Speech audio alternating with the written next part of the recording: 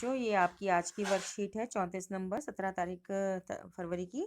और पादपों में पोषण के बारे में हम पहले भी पढ़ चुके हैं और हम पादपों के बारे में बहुत कुछ जानते भी हैं। और आपने बुक में, अपने विज्ञान की बुक में से इस पाठ को पढ़ा भी होगा। और पादपों में पोषण की अन्य विधियों के बारे में जानेंगे। विषम पोषी प्रणाली जैसे है, तो कुछ पादप जिनमें क्लोरोफिल नहीं पाया जाता अपने पोषण के लिए अन्य पादपों द्वारा निर्मित खाद्य पर निर्भर होते हैं। जैसे कि अमरबेल होती है, ये पीले रंग का पौधा है। पौधा कैसे है? क्योंकि इसमें जड़ जैसी रचना होती है, तना होता है। ये दूसरे पौधों के ऊपर गिर जाते हैं, उगते हैं, रहते हैं और अपनी जड़ों को हरे पौधों के तनों में घुसा देते हैं और वहीं से उनका रस पीते हैं। तो इसमें क्लोरोफिल नहीं है, तो वो पोषण के लिए दूसरे पौधों पर निर्भर हो गया। पादप माने पौधे, याद है ना बेटा? तो वे विषम पोषी प्रणाली का उपयोग करते हैं। तो कुछ पादप तथा अन्य जीव, सभी जीव अपने पोषण हेतु दूसरे जीवों पर निर्भर होते हैं, ये विषम पोषी कहलाते हैं। बेटा जैसे जूं है, जूं आपके सिर में, बालों में रहती है, ठीक है? तो वो बालों में तो अपना घर बना के रहती है, लेकिन खून तो जिसके भी शरीर में रहती है, चाहे गाय के शरीर में, भैंस के शरीर में, किसी भी जानवर के शरीर में रहे, इंसान के शरीर में रहे, तो वो उनका खून पीती है, अपना खाना तो नहीं बनाती ना। तो विषम पोषी हो गए। ऐसे ही कुछ पौधे ऐसे होते हैं, अगर आपको याद हो, जो कि हरे भी होते हैं, यानी प्रकाश संश्लेषण क्रिया भी करते हैं, लेकिन उनको जमीन में से पोषण पूरा नहीं मिलता। तो उनकी पत्तियों में एक रचना आ जाती है जिससे वो कीड़े मकोड़ों को पकड़ के उनका रस घोल के पी जाते हैं, जिनको हमने कीटभक्षी पौधे नाम दिया था। याद है ना बेटा आपको? तो इससे पहले भी वर्कशीट में मैंने एक्टिविटी भी करके भेजी थी, तो वो सब देखेंगे आप बेटा, ठीक है? और बुक में इसके बारे में ज़रूर पढ़ेंगे और ये रिवीजन की तरह से, क्योंकि हम प्रश्न आ गए इसमें सीधा, तो आपने क्या याद रखा उसके बारे में है। ठीक है बेटा? तो पहला प्रश्न है, कीटों को पकड़कर अपना आहार बनाने वाले पादप का नाम है घटपर्णी। बेटा पूरा वाक्य लिखना है, ठीक है? और आधा आधा खाली उत्तर नहीं उतार देना, गलत बात है। पहले आप प्रश्न एक की स्टेटमेंट लिखेंगे, उसके बाद उसका उत्तर लिखेंगे, ठीक है बेटा? अब प्रश्न 2 कहता है, निम्न में से कौन सा परजीवी है? तो इसका उत्तर है अमरबेल, क्योंकि अमरबेल दूसरे पेड़ों के ऊपर पाया जाता है और ये पौधे जैसा मतलब इसमें तना होता है। पत्ती तो बिल्कुल बहुत बारीक सी कहीं कहीं होती है, लेकिन जड़ होती है जो कि दूसरे पौधों में घुसा के उसके तने में घुसा देती है और वहां से रस पीती रहती है। आपने ज़रूर देखा होगा, जब आप पार्क में खेलने जाते हैं तो आपने देखा होगा पेड़ों के ऊपर पीली पीली डंडियां डंडियां सी पड़ी होती हैं बहुत सारी, और वो डंडी तोड़ के आप किसी और पौधे पर डाल दो तो ये मरता नहीं है, उस पर भी उग जाएगा, इसलिए इसका नाम है अमरबेल और ये परजीवी है। ठीक है बेटा? तीसरा प्रश्न उतारेंगे, वीनस फ्लाई ट्रैप। बेटा इसका आंसर है ए, स्वपोषी व कीटभक्षी पादप। स्वपोषी क्यों बोलते हैं? क्योंकि ये हरे होते हैं, इनकी पत्तियां हरी होती हैं, डंडियां हरी होती हैं और वो प्रकाश संश्लेषण क्रिया करती हैं भोजन बनाने के लिए, लेकिन वो उनको कम पड़ता है, इसलिए ये कीटों को भी घोल के पी जाती हैं। तो फिर वीनस फ्लाई ट्रैप हो गया। बेटा आपकी पुस्तक है ना, जो साइंस की बुक है, उसमें जो पादपों में पोषण पाठ है, उसमें आप जरूर देखिए, इनकी सबकी फोटो बनी हुई है। घटपर्णी भी एक कीटभक्षी पादप है, उसकी भी फोटो बनी हुई है। ठीक है बेटा?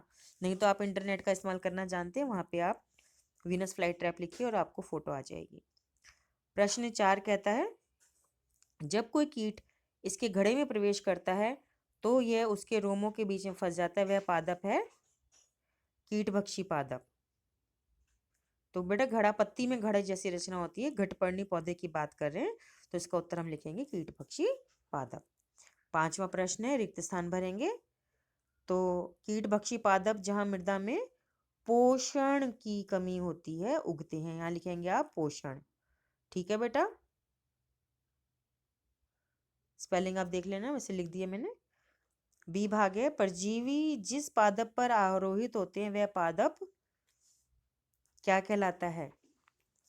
बताओ, देखो, भरो, अपनी पिछली वर्कशीट देखो, बुक देखो, उसमें से भरो और मुझे भी बताना आप कॉपी में इसका आंसर लिखकर।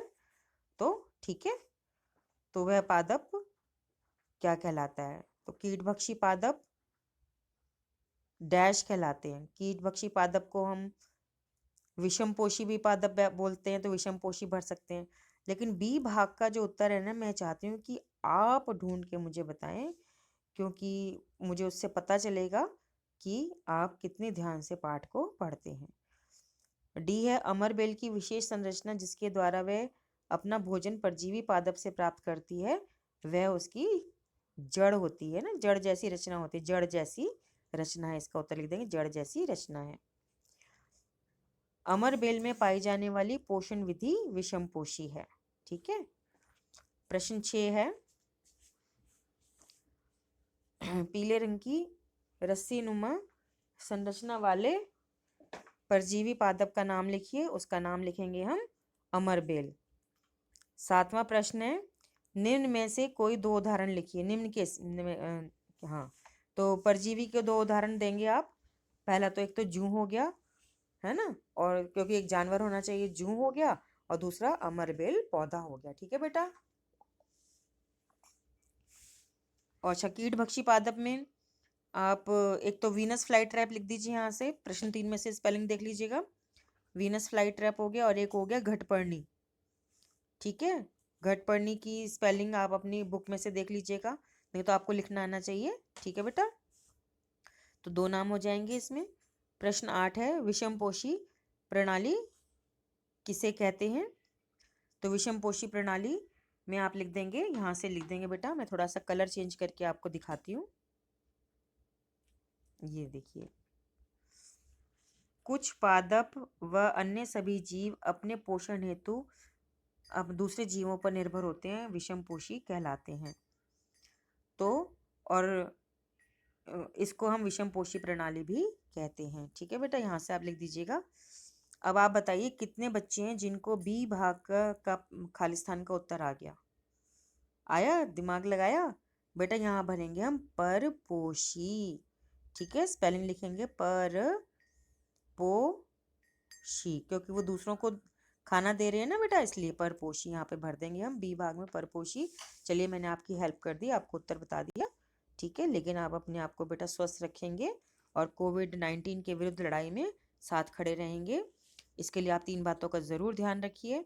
जब भी घर से बाहर जाएं मास्क लगा कर जाएं, सोशल डिस्टेंसिंग यानी 2 गज की दूरी बनाए रखेंगे, और जब भी घर वापस आएंगे साबुन से अच्छे से हाथ धोएंगे। उसके बाद बेशक अपने मुंह धो लो, पैर धो लो, कपड़े बदल लो, और यही बात जो है आप अपने घर के सभी सदस्यों को भी समझाएंगे। ठीक है बेटा।